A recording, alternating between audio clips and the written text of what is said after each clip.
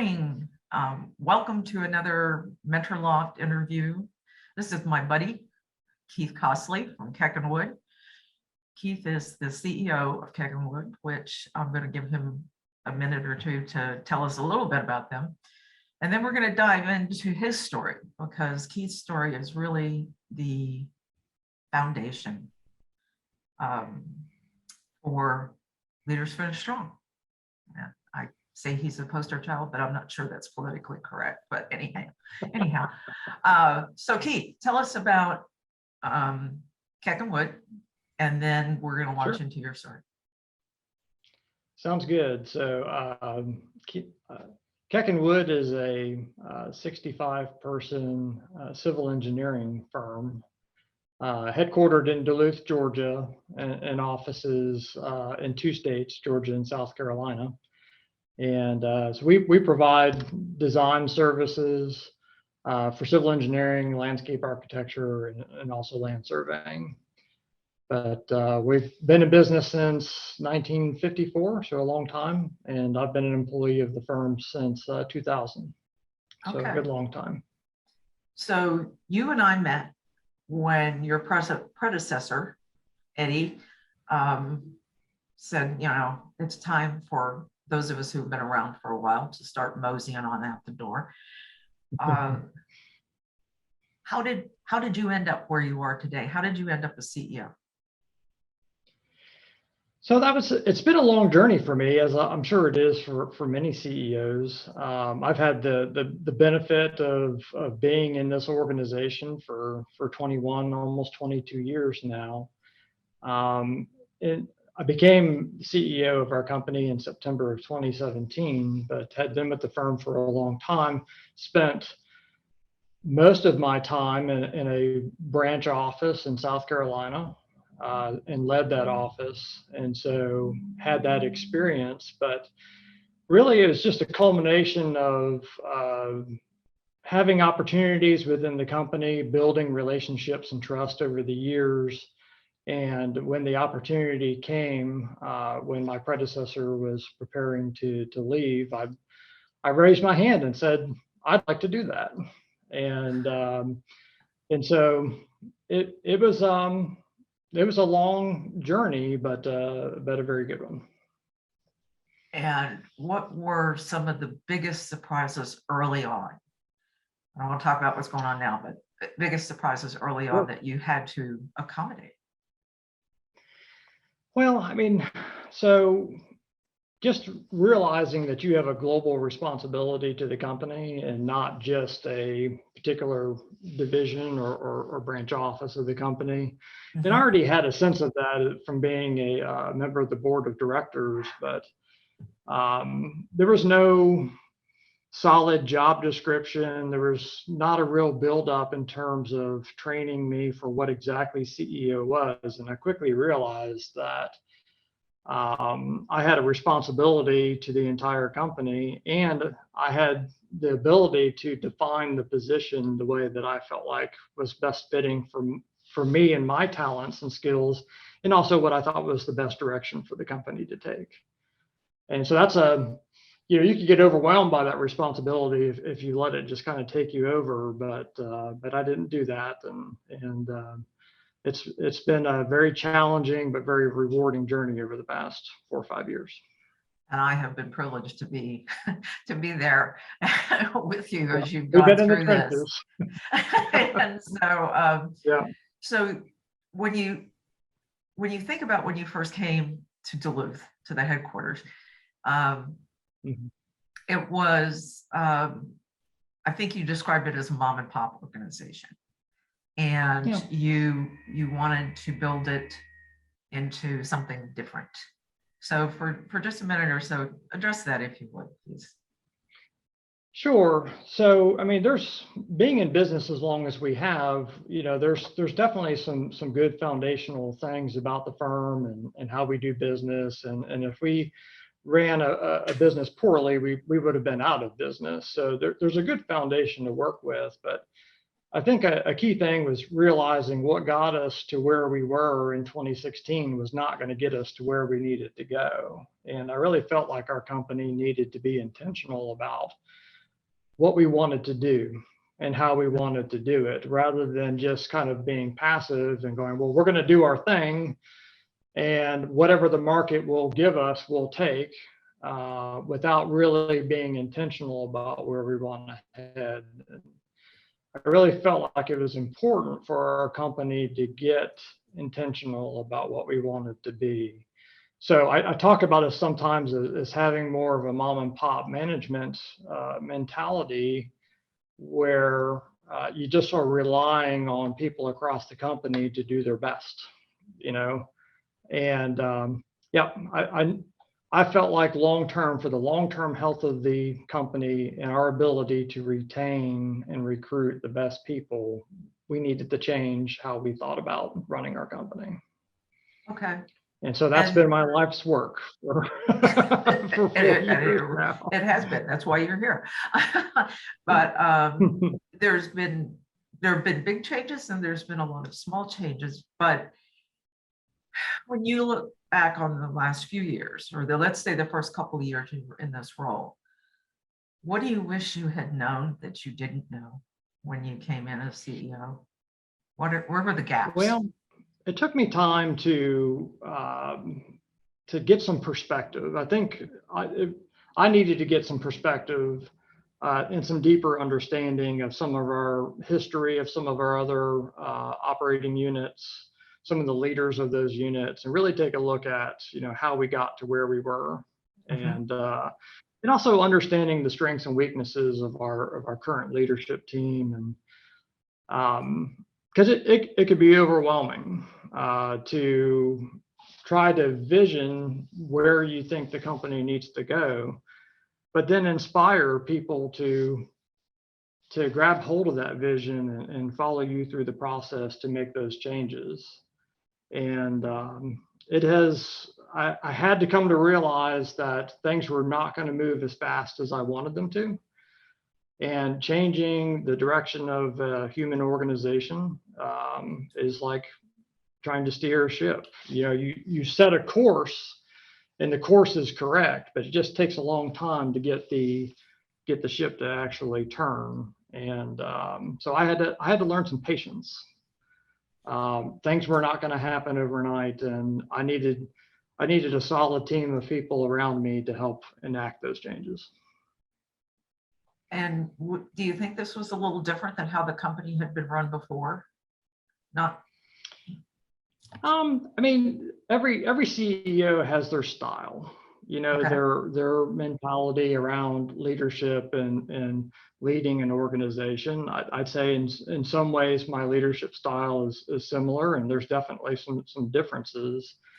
But I think one of the key things for me is to be an inspirational leader and not a dictatorial leader.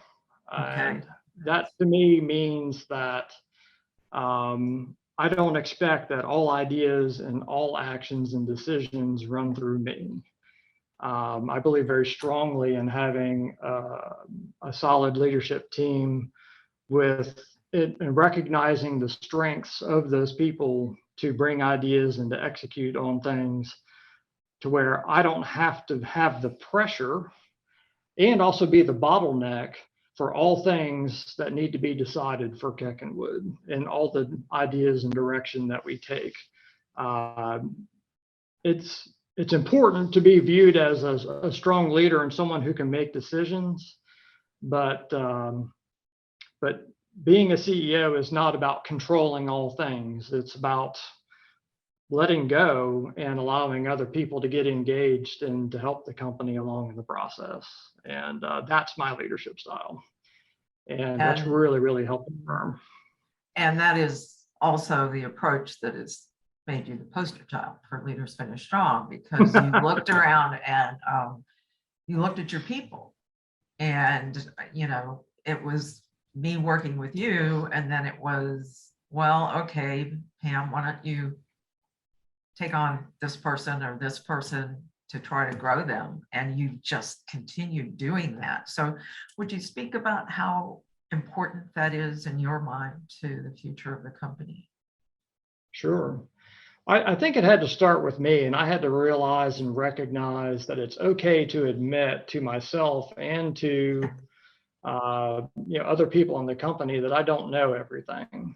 I don't, just because I'm CEO, I don't have all the answers. I don't just magically know what to do in every situation. And so I recognized that I could benefit from having a third party, unbiased, experienced coach to help me through issues, to be a sounding board, to support me as a person. As I'm a trained professional engineer. That's what I went to school for. That's what I trained for in my career. There's nobody who taught me how to be a CEO.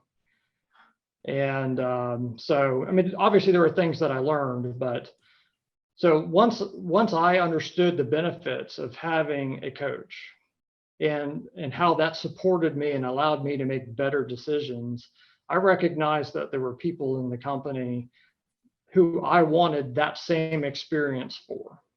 Okay. I knew that I needed them to be the best employees they could be if we were going to go where we needed to go. And I wanted them to also have the benefit of having a coach. And so we've asked you to get involved with a number of our key employees to support them along their journey of progressing through their career. And some of those people, might be candidates to replace me in the future. And that's critically important for me in my own mental health as CEO. I don't want to get to the end of my career and be trapped and feel like the company does not have a path forward without me at the helm. I don't need that pressure.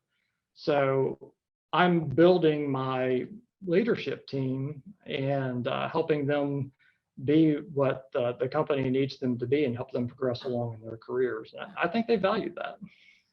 Well, and certainly they value it. You've invested in it. You're seeing, and I'm seeing tremendous growth from some of these folks who have come out of where they've been and are willing to tackle challenges and are willing to grow. That as a coach, I know that if they're not willing to grow, then there's no point in us even having a conversation or a cup of coffee, because growth is so important for what you're working on. You also sometimes talk about this generation of folks that you're growing and helping move up into the next level for their career. But in addition to those folks, you also talk about the generation behind them. Give us some insights into your thinking on that. So it's really important to our firm to create a culture that shows people a career path, that this isn't just a job. We want people to have a career path through our organization and feel like, if they don't feel like they do, if they see a ceiling, or they look at their supervisor now and say, well, I'm going to have to wait until that person leaves or retires before I can move up. Well, that's a great incentive for them to leave your company after you've invested years and years and years training them. Right. So, I mean, we're being intentional about growing the firm as a means to providing career paths for our people, and then being intentional about having the support that they need through HR and their supervisors and other things to be along that journey from an entry-level engineer all the way through our senior level leadership. We want to create pathways to success for them. And that's a program that we call it, where we're developing that culture around identifying what it takes to move forward in your career, defining job positions, making sure that we're hitting our training the way we need to, that we're giving appropriate feedback on regular intervals. And it really helps our employees feel valued. And it's an excellent message to deliver to the marketplace when you're recruiting, that we are intentional about the development and support of our employees through the course of their career at Keckenwood. That's really cool. Because, as you know, we've talked many times with the millennials and the folks coming along behind them. The number one reason they leave a job is because there's no career path. And it's like, I'm not, oh, he got promoted. Well, means there's no room for me. So I think I'll go, go look elsewhere. Yep. What advice would you give to someone who's maybe new to a CEO role in a firm like yours, in terms of how to figure out what do they need? Where do these, who are the people to tap for growth, and how do you identify what they need? I think a critical thing is good communication. I mean, I spend anywhere from a quarter to half of my week in and week out, talking to people across the company. And sometimes I have an agenda of things that I know I want them to talk about. And sometimes I am actively listening to what's going on in their life and their world. But understanding your people and their strengths and weaknesses, presumably, if you're new to the CEO position, there's already some sort of leadership team, whether it's well-defined or not well-defined. But you really need to get to know your people and their strengths and weaknesses, their communication style. We have leaders in the company that are excellent technically, but struggle with business development or struggle with people management or whatever. It's just recognizing where those people are at and meeting them where they're at, because the reality is you can support and help people improve, but you can't change who they are. You have to just ultimately recognize this is who that person is. And are they in the right position for their relative strengths and weaknesses? And then you have to be honest with yourself, and you have to be honest with those people, and try to make sure that over time you're getting them the feedback that they need and getting them into the positions that will best help the company and support your initiatives to try to improve the company, and you'll need their support. It's a process where you just really have to get to know your people and understand and be real about where you are as a company, your procedures, your policies, the way you think, your culture, and getting to know your people. It's a pretty heavy lift, but an important one. Yeah. And as you had these conversations, as you continue to talk with folks, what are they telling you? Are they saying, I want to be CEO, or are they saying, I'm sorry, I've got 14 meetings today, I don't have time to talk to you, Keith, go away? I mean, how are they handling this? Because it is a culture change, without a doubt. I try to be respectful of people's time, but I have been intentional about scheduling time with people on a regular basis. It's on the calendar, it's not like, but that's a new thing for me this year. In previous years, I just kind of caught people as I needed to or thought of them, and I really felt like I wasn't communicating well enough with some of our folks. And so I decided to be intentional about that communication. But I think the key is me not joining those conversations and just with an agenda and plowing through it, all about things that I want to talk about. I start those conversations with usually a general question after we get past the how you doing, how's your family, all that stuff is, okay, what are the things that you want to make sure we talk about when we have this time together? And then I just shut up and listen. And sometimes they have something, and sometimes it's like, I'm not sure. But I'm okay with that pregnant pause, but then they realize that I'm expecting them to take advantage of the opportunity that we have. I'm devoting some one-on-one time with them, and it's a great opportunity for them to engage me directly on anything that they want to. And then when we get through the things that they want to, I usually have a few things that I want to talk to them about, but I put them first. And that builds trust. And it helps me actively listen with them. And it just helped me build my relationships particularly with leaders who are in remote offices that I don't see in person every day. And that's been really important to me because I was one of those remote office leaders, and Right. I know what it's like to not hear from the CEO for 4 or 6 weeks. Right. You kind of feel like you're swinging in the breeze and it's all on you. I've had similar experiences in my Yeah. previous life, opportunities and jobs. And it's important. I think that's a great point that you make, that it's important that the CEOs recognize that those non-headquarter people have that sense of you don't count, you're a second-class citizen. And that's where trouble can come up if you're not on top of it, because they can operate like a little sorry, I'll get off the pipe and soapbox, but No, I mean, it's absolutely true. And that's a challenge our company had, because we had groups, operating divisions within the company that were acting like individuals. They were thinking like and operating as individual sub-companies within the whole. And we've really decided that that is not the path forward for us. And so breaking down those silos requires that they feel like they're part of a whole and that they're connected.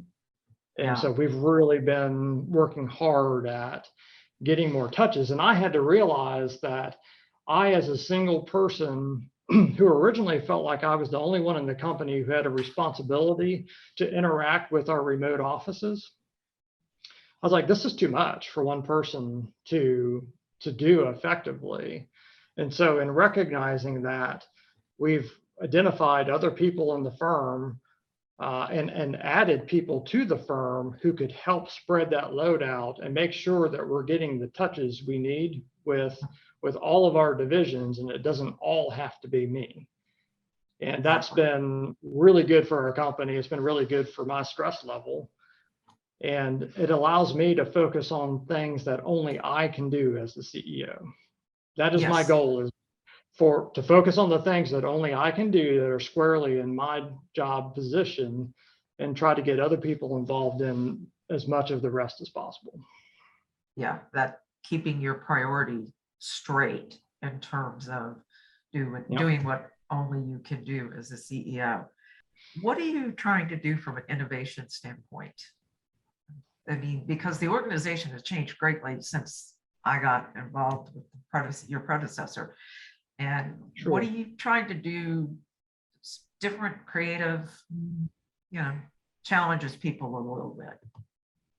Well, I think one of the key things that's, I think, important to our firm and our board of directors has really embraced is getting people involved in company-wide issues. An example would be, we recognized that we wanted to reevaluate our organization structure. We formed a committee of employees at multiple levels in the organization to participate in that committee. And I made the conscious choice to not be involved in that committee, because I know when I'm in the room, I change the dynamic. And I wanted those people who I trust to go through a process and make a recommendation on how we should organize as a company. And that was the first time in my 21 years at the firm that we've engaged our employees in that way on an issue that is foundational to how we operate. So we started that off with helping them do a communication style assessment, so that they understood themselves, kind of how they communicate under normal circumstances and under stress, and then how maybe some of their coworkers were alike or different from them. Mm-hmm. And so when they were going through that process, which was a 6-month process of analyzing and debating what we should do, that really gave them a foundation to hear each other better and to understand each other better. And ultimately, we went through that process, and they made excellent recommendations to the board of directors on how we should proceed. And all of those people got that experience of being engaged and actively involved in an issue that is foundational for the company. The leader of that committee, we engaged a coach to help that leader be the best leader of that committee that he could be. He had never done that before. So instead of throwing him to the deep end of the pool and saying, well, you're a great guy. I think you'll do fine. Having someone outside of the firm help him prepare and think through agendas and to look at these assessments, I think really helped his ability to manage that process in a way that helped us get to where we needed to go. We could have easily gone off the rails with that many personalities and initiatives and priorities from different perspectives. I'm proud of that process that we went through. And I think me not being directly involved, I think some people raised their eyebrow about that a little bit. But in the end, I think they appreciated the fact that I trusted them to go through that process and then to accept their recommendations when it was done. What are maybe the top 3 recommendations you would make to someone who is a CEO and thinking about, oh, I want to get out of here at a certain point? What are the top 3 recommendations you would have for them to make the handoff be successful? Great question. I think for me is being proactive, and I have years before I know that I'm going to be ready to retire, but I'm already thinking about do we have a candidate pool of folks in the organization right now that I think over time could take my job and do it. And I'm not saying that they need to do it exactly like me, but can they grow into the responsibility of being the leader of the firm? And if the answer is no, then as a leader, you've got to get serious about identifying what skills are needed and identifying people that could potentially fill that role, or recognizing that you may need to bring somebody in from the outside. And the sooner you do that, the better. And that can be very disruptive to an organization where people have ownership and leadership roles and all those things. And then all of a sudden you're talking about bringing somebody in senior from the outside. That could be a tough sell, but that's where you have to have good relationships, and you might spend some of that relationship capital getting real with some of your current leaders and saying, this is what this company needs, and helping them understand that this is what the company needs long-term to be healthy, and that we don't currently have that in the firm right now. We need to make a business decision to acquire those skill sets. And so being proactive with that is key, because like I said, I don't want to be at the end of my career and then starting to think about, well, are we ready for me to leave? And if not, what are we going to do? Sell the company, or No, please don't. put somebody in the position that isn't ready for it? It's important to our culture to remain an employee-owned firm, and we want to not be bought by some big firm or whatever. We want to kind of stay who we are. But if that is the choice that we're making, then that necessitates our leadership team, and me specifically, being intentional about our leadership progression and supporting and building the skills of the people who might fill those roles in the future. And it doesn't happen overnight. I was going to say, and as you are a living, breathing example of these kinds of changes do not happen overnight. And you and I have even talked about, what is it, 5 years out, 10 years out? I mean, you can't sit there at the end of 1 year and go, I think next year by this time I'll be out of here. Not if you're the CEO. It will not be pretty. What about what else would you like to add to your take on this? Because we've talked for so long and so often about handoffs and transitions and equipping your people and supporting their growth. Those are some of the some of the things that we spend a lot of time talking about, and you certainly spend a lot of time investing in. So sure. So we've covered a lot of topics, but I think it's important as CEO to be kind to yourself and to be willing to admit that you don't know everything. And really, at least I found in my organization, I don't think people expect me to know everything. They just expect and need me to provide the leadership that is necessary for us to find the solution together. And that doesn't mean I'm not willing and able to make tough decisions on my own, and I do that when I need to do that. But I readily admit to you, Pam, and to my staff that I don't have all the answers. I don't know everything. I'm willing to get in the trenches with you guys and work through this, and just being humble about it. And it would be very stressful to me, even more stressful than being CEO already is, if I felt like all things needed to flow through me. And if you're not embracing that culture of having a leadership team and spreading the load and engaging others and relinquishing control, of all things, then I would really challenge a CEO to start moving in that direction. And we've seen it in the marketplace a lot these days, where firms that we know, like, and respect are getting to the point where their senior leadership are ready to retire and they're selling out. Right. And sometimes that goes well and sometimes it doesn't, but almost every time it completely changes the company. Yep. And so if we're not preparing for the future leadership of the firm, we are by default making the choice that we are willing to have our culture and our company change drastically in the next 10 to 15 years. And we're consciously making the choice that we don't want that. We want to be who we are and we want to control our own destiny. And our leadership team is firmly behind that mindset and making the decisions we need to make to keep it that way. That is probably the best place for us to end this. But you've given great insights into your experience and your role and why you've made some of the decisions that you've made that other people might have sat back and gone, what's he doing? It's been intentional, which is, yep. I think we voted that as word of the year early this year, Yep. as being intentional about the steps that we're taking, all of us, and to get to the next step in our lives. And I am so happy and so grateful that you could spend some time with us this morning